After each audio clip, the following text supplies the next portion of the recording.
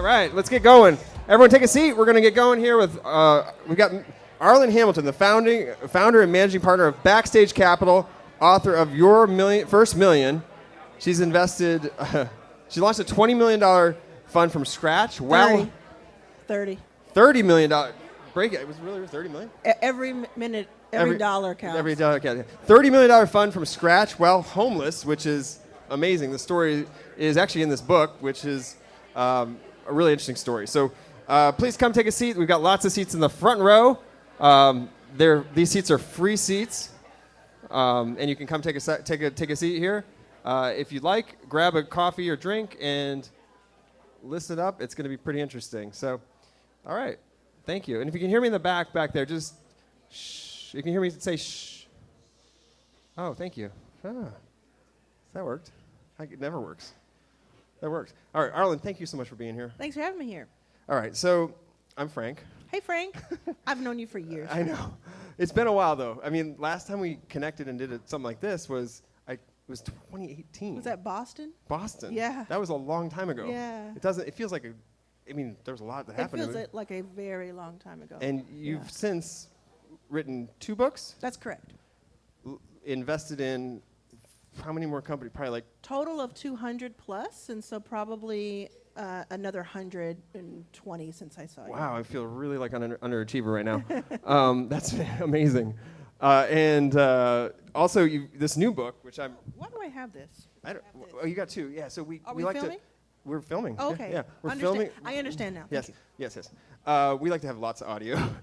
So her new book, Your First Million, there's a few around the venue. If you are interested, you can take that one with you if you like. Or let me ask an important question. Yeah. Is anybody here, please pay attention, anybody here allergic to money? Who likes money? Okay, so if you're not allergic to money, you probably want to pay attention to this. If you are allergic, please leave. Yes. We're talking about money here. So this is a great book. It's why you don't have to be born into a legacy of wealth to leave one behind.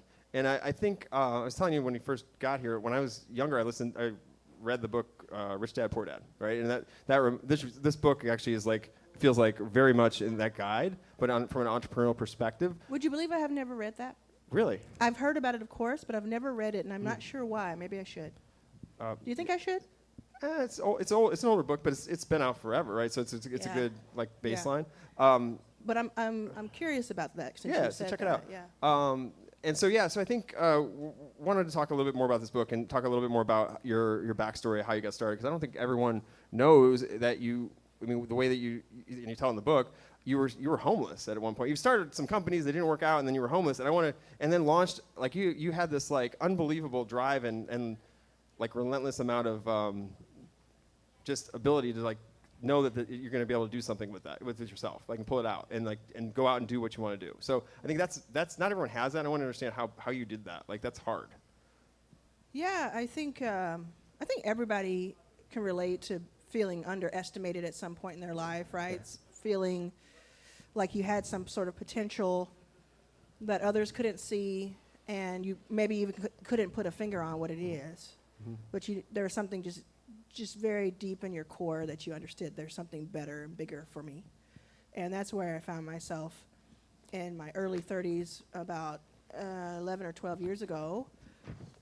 In my 30s, broke, homeless at times, living with my mother out of a hotel room day to day in Austin.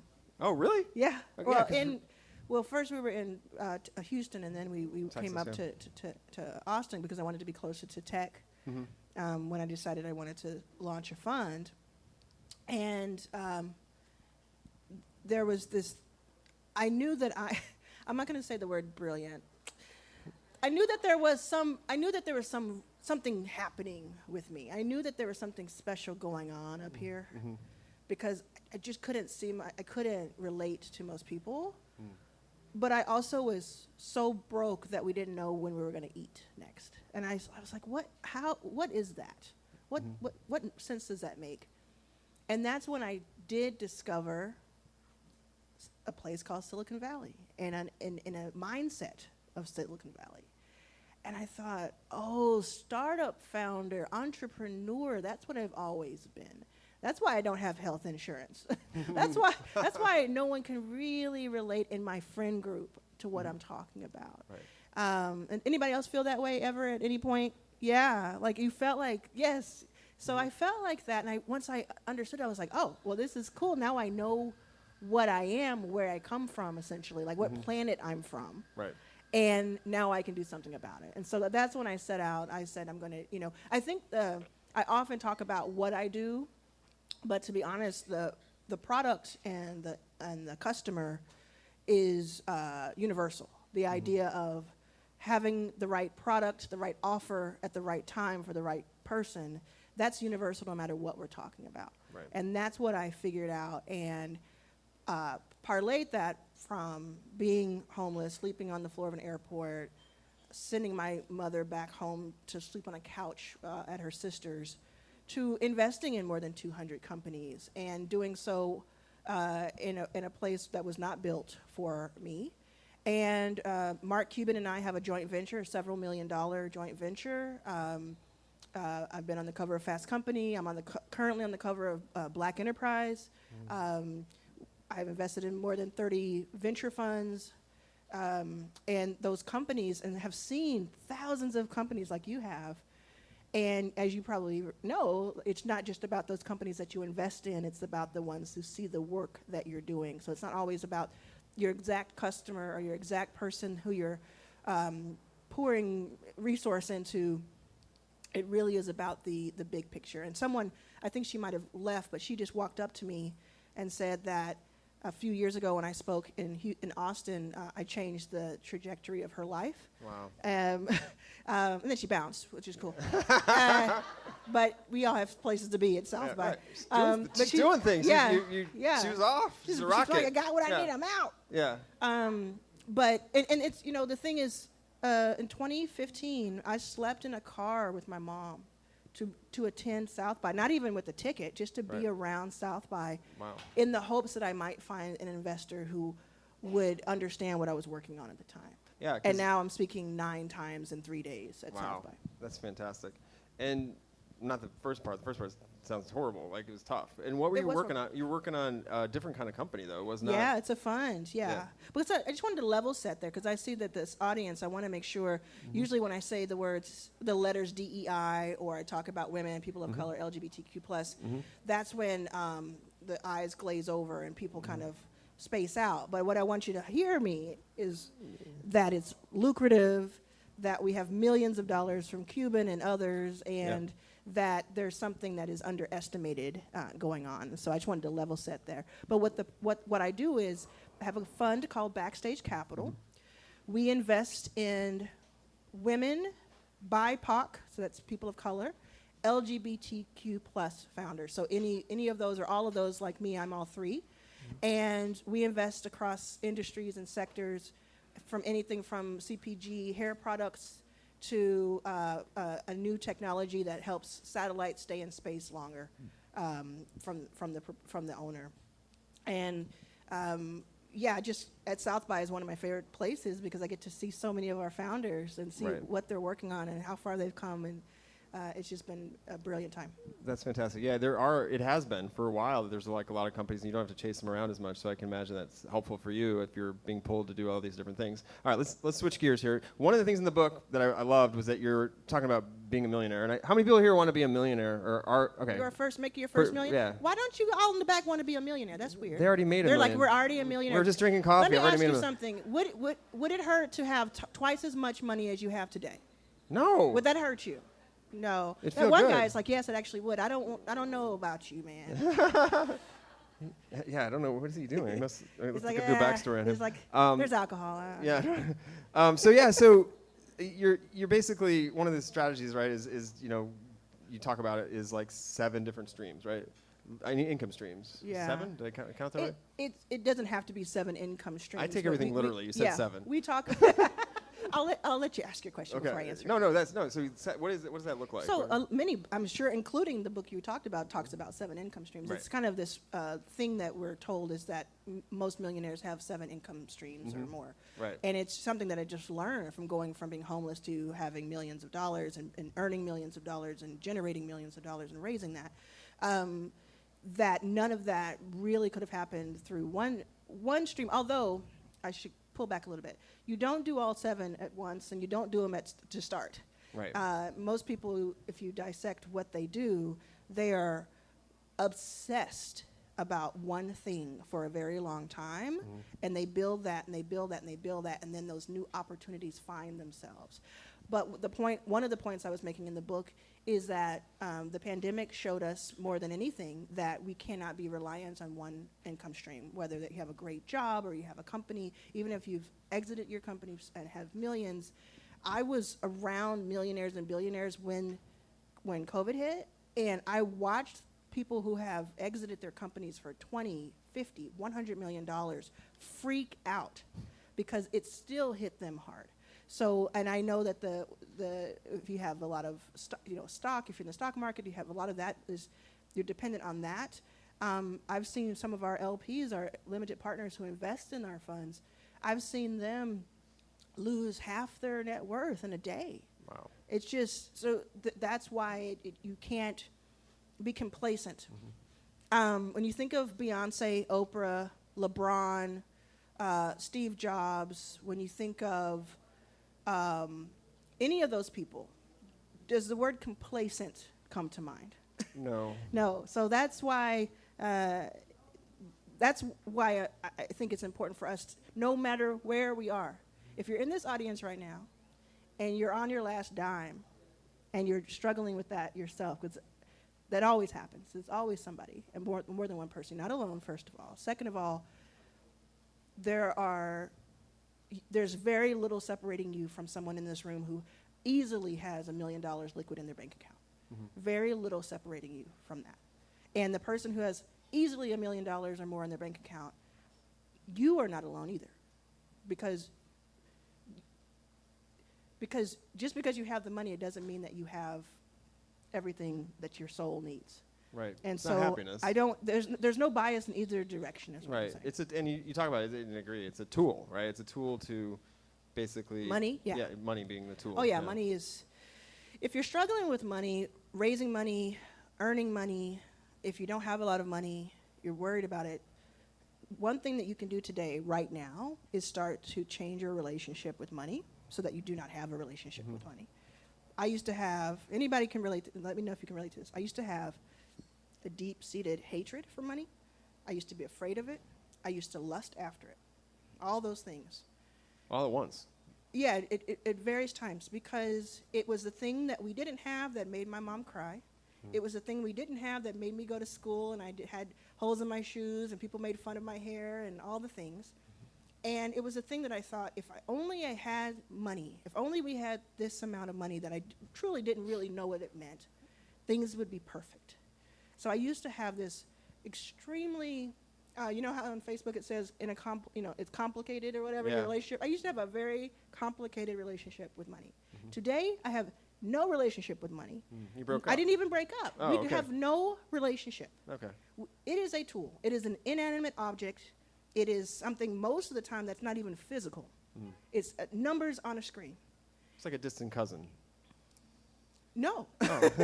I'm just trying to. No, Frank. Okay. I think we should start a podcast called No Frank. Well, that's her. She'd start that one. His wife says yes. Yes. I actually have one called Somewhat Frank. I think it's quite similar. That's pretty much. very cute. I like that. Yeah. But We're doing it live later. yeah, so. wonderful. Yeah. But the heart of the matter is there are multiple things I've learned from talking to millionaires, studying them, working with them over the past decade that I put into my book, Your First Million, that are so clear and so repeatable that I believe that almost everyone can become a millionaire if they want to. And I talk about in the book why you might want to if you don't. And so that's why I have the 1,000 millionaires, because I want to help create and catalyze 1,000 new millionaires in the next decade. And I wanted it to be representative of this country. I love that.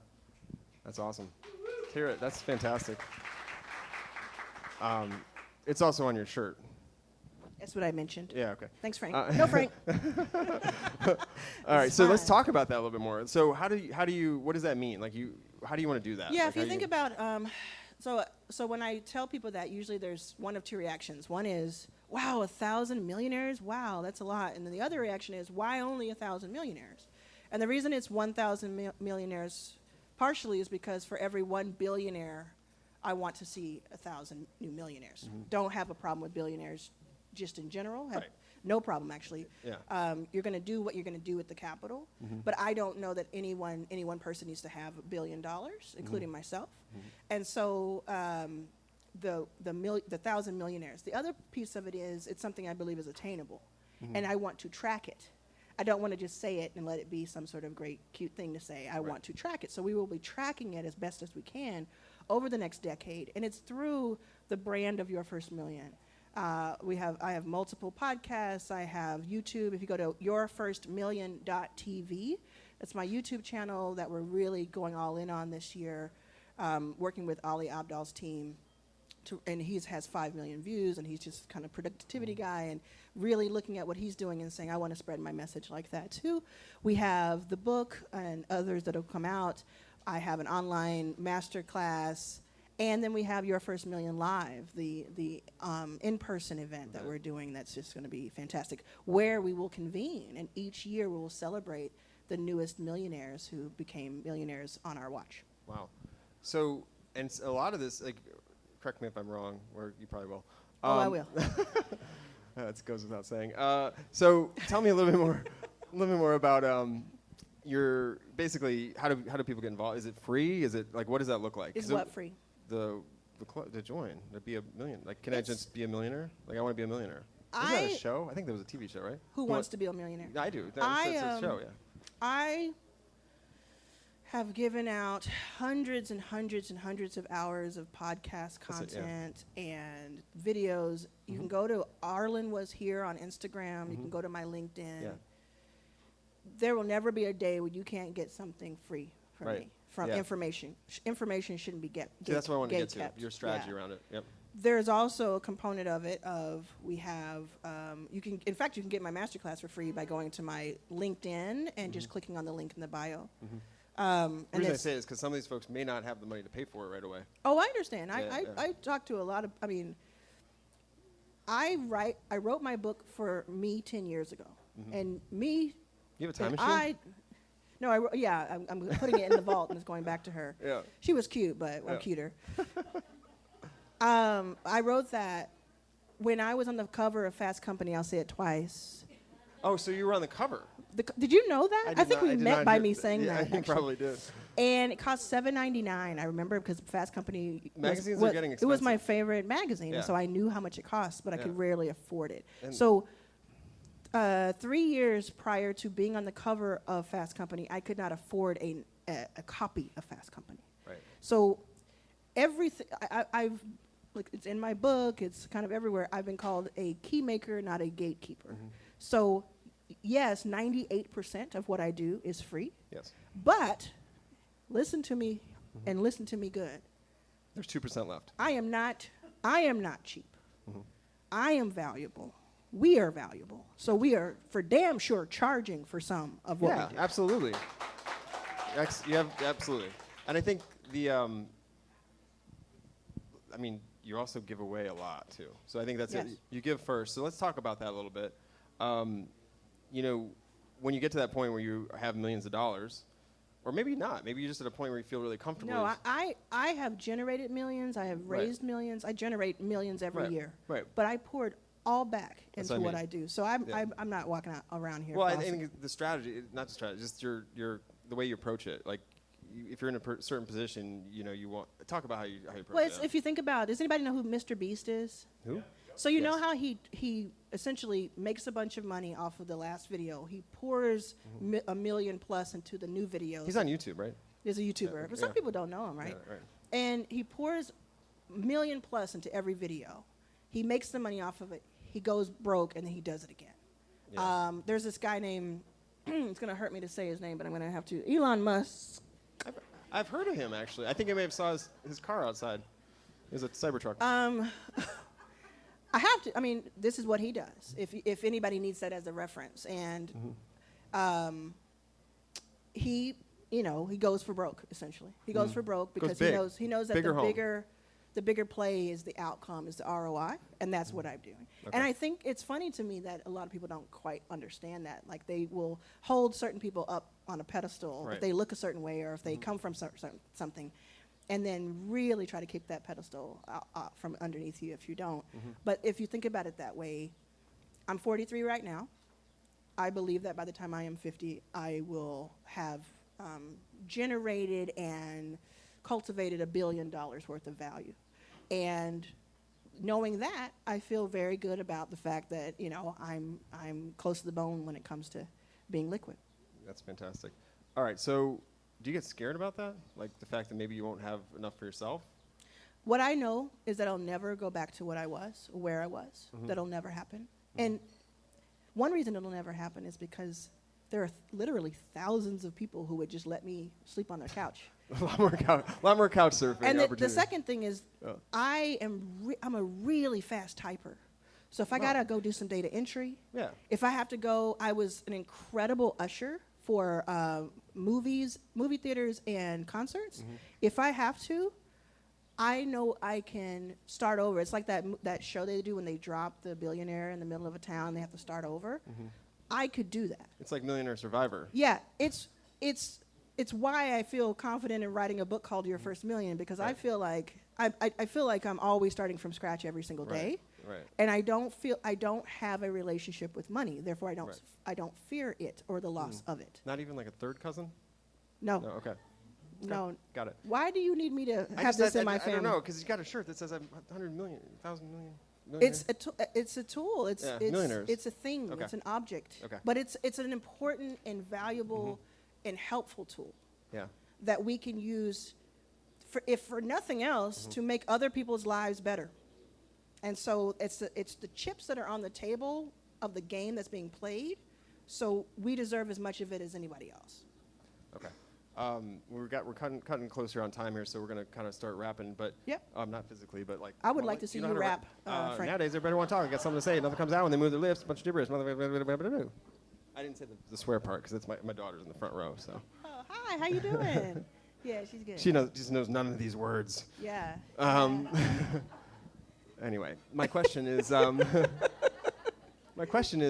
around entrepreneurs and where do you want to see, like, you work with a lot of underrepresented entrepreneurs that you're continuing to invest in their funds and all that. Can you talk a little bit more about what do you see in them, like where do you want them to go? Like, what's your biggest vision for everything you're doing? The same thing I want for everybody in this room. I What is want it? every founder in this room, every investor in this room, every career professional in this room. I want you to have the best quality life humanly possible, and I want you to do what you were built to do and what you were born to do. And it is true right now, unfortunately, that black founders, for instance, and women, for instance, we get a lot less funding resources. But believe me, we are not sitting around waiting for anybody to come save us. And so I have spoken for 10 years about the state of venture capital when it comes to underrepresented And it's gone people. down. It's gotten worse. Yeah. So F them. Like, who needs who them? cares? Yeah. Right? Keep Who going. needs them? Like, Yeah. the most successful founders that I have been working with in the last 2 years are ones who got so tired of this freaking game They built their own sandcastle. that they built their own thing, and Yeah. they went out and their customer was their investor. That's exactly right. Who cares? Just do your thing. That's your It's message. true. I mean, we deserve Yeah. the world. We deserve to have a seat at the table. We deserve our piece of the pie. We deserve it all. So that's why I'll keep fighting for it. But we don't need it in order to be successful. Right. We do not need it to be successful. No, 100% agree. And I think, but that belief and your strong, like, passion for it, how can you translate and get that into everyone? Because not everyone believes it. Oh, every single time I'm going to just do this for the rest of my life, because every okay. single time I speak, Yeah. every single time I release a book or put something online, or that's why I'm like really going all Yeah. in on YouTube, you do reach people. Yeah. And the people that you don't reach, is kind of like the guy we just saw down the street who was trying to get into the Pride House, and he was very obnoxious, and he wanted to go to the bar, and this lovely bouncer told him he could kick rocks, and that's been kind of edited for that it's My really ears. that. It's like if you don't care about it, if it's not interesting to you, if you don't like joy and mirth, and if you don't have any kind of good taste, like fine, but you just realize every single time you watch a football game, every single time you listen to music, every single time you do anything that's worth it, every single time you get married, or every single time y'all get married. The time you get married, right? Straight people have a way. Yeah. Get married. Just remember who designed the dress, who wrote the song, who's playing in the Super Bowl, who's creating the joy for you. So if you don't enjoy us, they say they want our rhythm, but they don't want our blues, right? I like both. I know you do, Frank. Okay, That's okay. why I'm here. Okay. All right. But it's true. If you don't, I am not going to beg you No. all to have taste and to make more money. I'm done with Right. that. I'm over here enjoying life with my peeps. Yeah. Arlan, thank you so much for being Thank here. I y'all. appreciate it. Let's hear it for you. Arlan Hamilton. I And her new book. appreciate y'all. New book. Go get it. We've got some around the venue. Appreciate it. And you got a jet, so thank See you. me on Arlen Was Here on Instagram. I'd love to talk to you. Thank you, Arlan. Appreciate it.